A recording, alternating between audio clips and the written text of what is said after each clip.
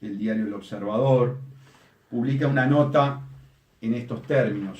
Gobierno colocó CUS, es decir, dólares, 1.750 millones en bonos a 2055, con demanda por 6.700 millones. Uno lee este titular y sobre todo la parte que hace referencia a la demanda de 6.700 millones de dólares. Y claro, el que no entiende bien de qué se trata esto de emitir bonos y que el periódico informe que la demanda por bonos es extremadamente superior a lo que en definitiva se colocó, dice, pero qué bien que estamos. A ver, vamos a entendernos. Colocar bonos, ¿verdad?, en el mercado, es decir, entre los usureros especuladores, es como que usted estuviera contento porque tuvo que ir a cualquiera de estas financieras que promociona Nanofole, Carvalho, Piñeirúa, Fernández, a pedir prestado para comprar el alimento del día, para pagar la electricidad, el agua, el gas, la sociedad médica, la fruta en la feria. Es decir, ir a pedir prestado para poder subsistir. Eso está haciendo Vázquez y Astori y Vergara. Es decir, tienen un país absolutamente fundido y tienen que salir a golpear la puerta de los usureros internacionales para conseguir fondos frescos para dos cosas. Una, fundamentalmente, para subsistir, para pagar los sueldos, para hacer frente a las erogaciones estatales cotidianas. Y otra, para levantar deuda que ya se había generado. Eso es lo que se entiende por un déficit fiscal crónico, que la característica más importante del déficit fiscal crónico es que se genera precisamente para pagar intereses de deuda. Entonces, para pagar intereses de deuda, generamos nueva deuda que genera nuevos intereses. Es una espiral perverso de endeudamiento que, lógico, termina con cifras siderales, como las que tenemos actualmente, de cerca de 55.000 millones de dólares de endeudamiento, que es imposible pagar. Pero hay otra perversidad. En el propio título, y no es culpa, por supuesto, del Observador, 2055 el vencimiento de los bonos. Es decir, de aquí a 37 años. Mi nieto Benicio va a tener 38 años y medio, Mateo va a tener 37 años y Bruno va a tener 50 años de edad. Esos son mis nietos. Lo mismo va a pasar con los nietos de ustedes o con los hijos de los muchachos jóvenes que estén escuchando esta audición, o los que son más jóvenes van a tener, por ejemplo, 65 años de edad y van a estar pagando la deuda que generaron estos tres viejos: Astori, Mujica y Vázquez. Van a robarle el futuro, la vida de nuestros nietos, de las futuras generaciones, cuando sean individuos maduros. Esto es absolutamente perverso. Y que nosotros los estemos permitiendo demuestra una enorme cobardía. Los uruguayos estamos siendo cobardes ante la actitud irresponsable, perversa y en muchos casos, yo diría que en muchísimos casos, criminal de los gobernantes y fundamentalmente del equipo económico. Fíjense el caso del anciano Astori, que tenía la obligación de controlar a Sendik, ¿verdad? Fundamentalmente de que no perdiera la cajita y que no generara un pasivo de 880 millones de dólares en la empresa pública más importante. Este señor, intencionalmente, por negligente o por inepto, incapaz, no cumplió con el mandato constitucional y dejó que nos saquearan 880 millones de dólares en el mejor de los casos. Está la hipótesis de que haya sido intencional, porque son muchos casos de incompetencia, de ineptitud, de desidia, de negligencia. Y cuando se dan muchos casos, yo tengo el derecho de sospechar de que haya intencionalidad y que algún pesito pueda caer en los bolsillos de quienes tienen esta responsabilidad y que ganan fortunas, ¿verdad? Y viven una vida de reyes, viajando por el mundo, coches oficiales y la mar en coche. Entonces, este tipo de situación, amigos, debería generar una reacción muy importante de parte del uruguayo, de parte inclusive de los movimientos gremiales. Por ejemplo, los muchachos de la FEU deberían estar enormemente preocupados porque cuando sean profesionales, estos muchachos que hoy están estudiando, van a tener que enfrentar un país devastado por las irresponsabilidades cometidas en el 2018. Uruguay devastado en el 2055 por culpa de 3 viejos que gobiernan en el 2018. Y estos muchachos que van a ser los profesionales del mañana están quietitos, es peor todavía, están colaborando, la FEU colaborando con esta asociación delictiva. Del PIT-CNT no me extraña nada. Ustedes saben que yo lo he caracterizado, el PIT-CNT, fundamentalmente no al obrero sindicalizado, ¿verdad?, sino a la cúpula de dirigentes, como una cúpula caracterizada por la corrupción. Ustedes saben que yo tengo la denuncia por la estafa del plan de vivienda sindical, que apunta fundamentalmente a 3 individuos: Polgar, actual director del Banco República, por firmar aquel contrato absolutamente impresentable y nulo con alguien que no tiene personería jurídica; Castillo y Abdala, que fueron los que dieron la cara para que el PIT-CNT, a través de otros operadores integrantes del PIT-CNT, dijeran que estaba detrás del plan de vivienda sindical, captaran inversiones extranjeras y nacionales y se quedaran con la plata y no hicieran un solo ranchito, ¿no?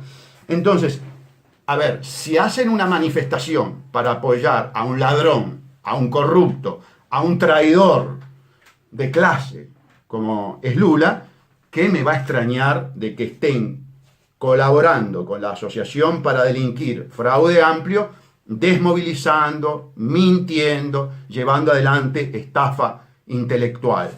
Si realizaron la estafa económica, la intelectual es cosa de niño.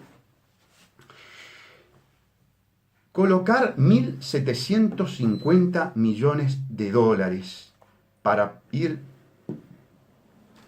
solventando los gastos inmediatos, para poder viabilizar el país. El país, entonces, con recursos propios, genuinos, no es viable. Pero ese es el drama del Uruguay, que no dicen estos viejos. La deuda es eterna, crónica, exponencial, es decir, que va aumentando, porque no se puede pagar capital, sino que normalmente lo que se paga es intereses, una suerte de calecita sobre los intereses. Eso nos da un interés compuesto, eso nos da una esclavización del país frente al sistema financiero internacional, frente a los banqueros. Estamos esclavizados como país frente a los banqueros. Por si ello fuera poco, quienes tienen la responsabilidad de gobernar y que esclavizan al país en su conjunto frente a la banca privada internacional, en lo doméstico hacen exactamente lo mismo, a través de una ley perversa, inconstitucional, con apariencia delictiva, porque la forma en que fue elaborada esta norma, a través de estudios jurídicos de banqueros, ¿verdad?, con reuniones de legisladores, con miembros de la Asociación de Bancos, es decir, los representantes de los banqueros, naturalmente confidenciales, en despachos cerrados, nos genera toda una sospecha sobre la posibilidad de actuación criminal al respecto. Por ahora me estoy concentrando en el problema de los bancos, que son estafadores. Me estoy preocupando porque esos bancos estafadores lograron que un gobierno que se dice de izquierda no se esclavizaran frente a esos bancos.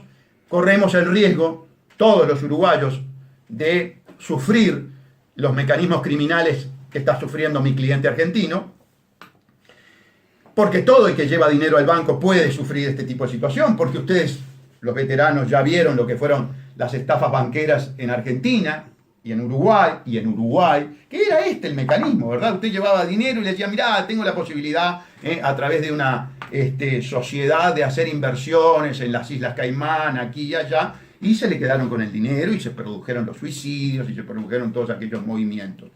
Pese a ese antecedente comportamental e histórico que estoy describiendo, los izquierdistas de ahora, los nuevos izquierdistas, ¿verdad?, nos llevan a que a prepo, con un revólver en la cabeza, hagamos el contrato bancario con estos personajes.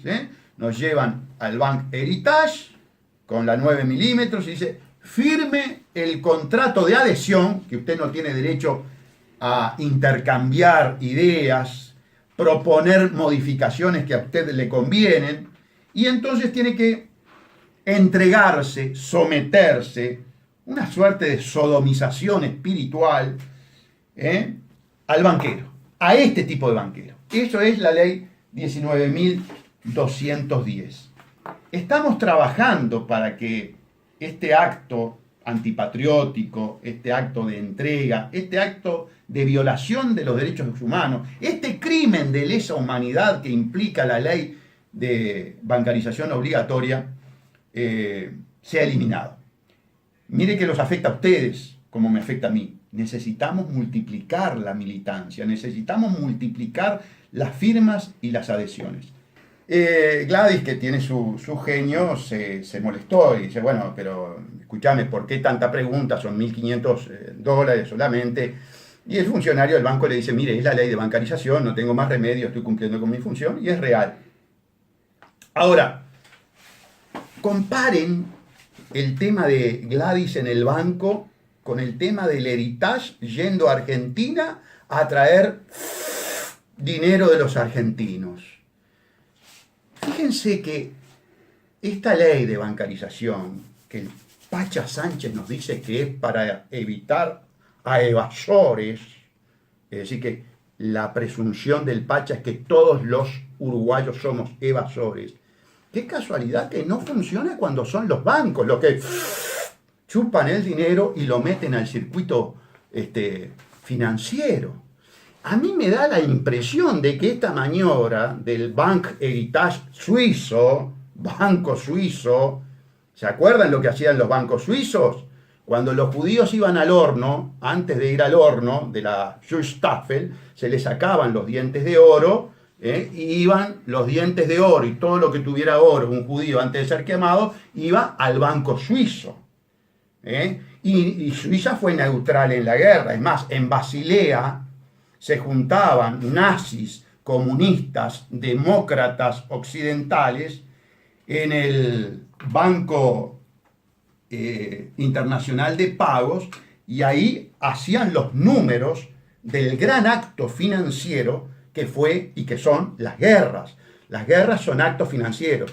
Y ahí se sentaba Montagu Norman de Inglaterra, Halman Sachs del Tercer Reich, se sentaba también el presidente del Banco Central de Francia, el de los Estados Unidos, el de la Unión Soviética, y ahí barajaban las cartas para los banqueros, no se peleaban, era todo confidencial, grandes comilonas, mientras morían los rusos, los alemanes, los ingleses, los franceses, y no se tocaba para nada. Y las embajadas de Suiza, eso lo pude ver inclusive en Berlín, tenían en el techo una gran cruz, que marcaba que ahí era la embajada de Rusia. Entonces, todos los ejércitos que confluyeron en Berlín, ¿verdad? Que, a ver cuál llegaba primero, y llegó el soviético, cuando bombardeaban, la cruz no, la embajada de Suiza no.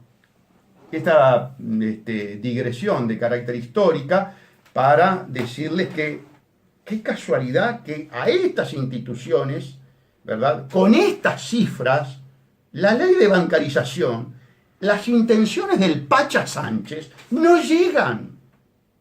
Porque estas leyes, ¿qué es lo que buscan? Buscan controlar a los pueblos, pero no buscan evitar el gran lavado que se hace precisamente a nivel institucional de los bancos. Estos criminales tienen impunidad con la ley de bancarización. ¿Se dan cuenta? Entonces son leyes para el pueblo, son leyes elucubradas en los estudios jurídicos, bien pagados por los banqueros, para controlar al pueblo y para darle total impunidad al sistema financiero privado internacional, a esos brutales capitales dinásticos, Soros, Rockefeller, pero por encima de todo Rothschild, por encima de todo Rothschild. Y qué curioso, en nuestro país, la informante ante el Parlamento del estudio Ferrer, que siempre lo repito, por esta ley de bancarización, fue una abogada joven, presidente de la Cámara Israel-Uruguay de Comercio, Uruguay-Israel, Julie Rothschild, que cuidado, no la estoy culpabilizando de nada, no la estoy culpabilizando de nada, ella es una abogada al servicio de los banqueros. Y además, después me llamó un concuñado de ella y me mandó un mensaje y me dijo que nada tiene que ver con la familia Rothschild. Aparentemente es una mera casualidad, pero que me gusta recordarlo. Bien, entonces estos grandes lavados de los banqueros están al margen de las leyes estas, amigos. Estas leyes sí son leyes de control. Son leyes de control total y absoluto para sacarle al pueblo, para sacarle al país, para sacarle al obrero, al empleado, al jubilado, hasta el último peso para poder seguir bancando este modelo económico monetarista financierizado que lo único que hace es chuparle recursos al pueblo para dárselo a la casta rentista de los especuladores. Es terrible. Esto es terrible. Y lo hacen, lo peor de todo es que lo hacen en nombre de la izquierda. Y todavía mencionan los sacrificios del pasado. Y mueven la bandera y los huesos, andan escarbando por todos lados, los huesos de los muertos. Como que los muertos murieron para traer la bancarización. Como que los muertos murieron para traer la extranjerización. Como que los muertos murieron para traer la privatización del agua. ¿Qué le tenemos que decir a estos que utilizan esas situaciones del pasado? Degenerados, mentirosos, estafadores intelectuales, facilitadores del imperio y de los banqueros ladrones y lavadores.